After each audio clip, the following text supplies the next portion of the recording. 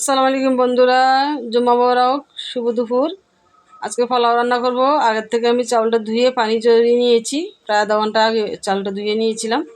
একদম শুকিয়ে ঝরিয়ে নিতে হবে পোলাও রান্না করার জন্য। পোলাও চাল এভাবে শুকিয়ে নিতে হবে। চুলে একটা প্যান বসিয়ে দিয়েছি। তেলটা গরম হয়ে যাওয়ার পরে পেঁয়াজ কুচিগুলো দিয়ে দিব।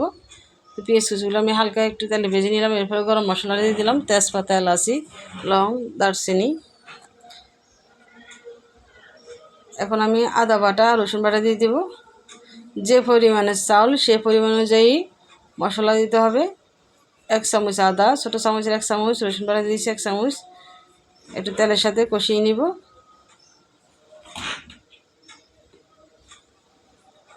তো কষানো হয়ে গেছে। এখন আমি ধুয়ে রাখা পোলাও চালটা দিয়ে দিব। এখানে 1 কেজি চাউল। তো 1 কেজি চাউলের সাথে যে পরিমাণে মশলা লাগবে সেই পরিমাণে গরম মশলা দিয়েছি। এখন আমি চাউলটা ভালোভাবে নেড়ে চেড়ে মিশিয়ে দিব। খুবই ভালোভাবে নাড়তে হবে। তো আমি এভাবে 2 থেকে 3 মিনিট ভালোভাবে করে নিব, ভেজে নেব। 2-3 মিনিট হয়ে যাওয়ার পরে আমি গরম পানি দিয়ে দিব। এখনও দিব না গরম পানি, 2-3 মিনিট এখনও হয়নি। আমি আরও কিছুক্ষণ নেড়ে চেড়ে ভেজে নিব। পোলাও চালটা আসলে তেলে বেশি ভেজে নিলে পোলাও চাল রান্না করার পরে ঘ্রাণটা ভালো আসে।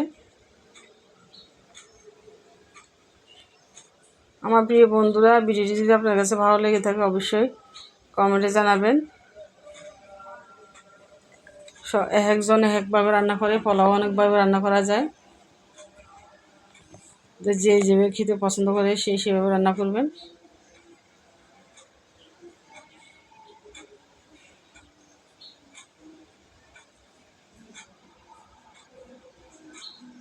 এখন আমি গরম পানি দিয়ে দিব। যেহেতু মগটা ছোটো, এই মগের 6 মগ পানি দিব আমি। 1 কেজি চালের সাথে 6 মগ পানি দিতে হবে। পানি দেওয়া হয়ে গেছে। এখন আমি নেড়ে চেড়ে নেব।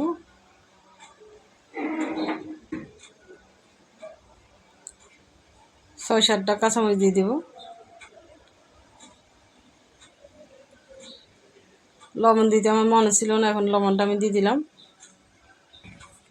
এখন একটা ঢাকনা দিয়ে ডেকে দেওয়ার পরে ঢাকনাটা ছোটো এই জন্য পড়ে গেছে, তো আমি একটা বড় ঢাকনা দিয়ে ডাকবো। অফ ক্যামেরাতে বাকিটা আমি করে নিয়েছি, না হলে বন্ধুরা ভিডিওটা অনেক বড় হয়ে যায়। একদম সহজ রেসিপি আমি আপনাদের সাথে শেয়ার করি, যে কোনো ব্যাচেলর ভাই বোন আপনারা রান্না করতে পারবেন। বাকিটা ভালোভাবে হয়ে গেছে। এখন আমি নামানোর পরে পরিবেশন করলাম। দেখেন, এটার সাথে রোস্ট করেছি, মুরগির রোস্ট। কেমন হয়েছে অবশ্যই জানাবেন।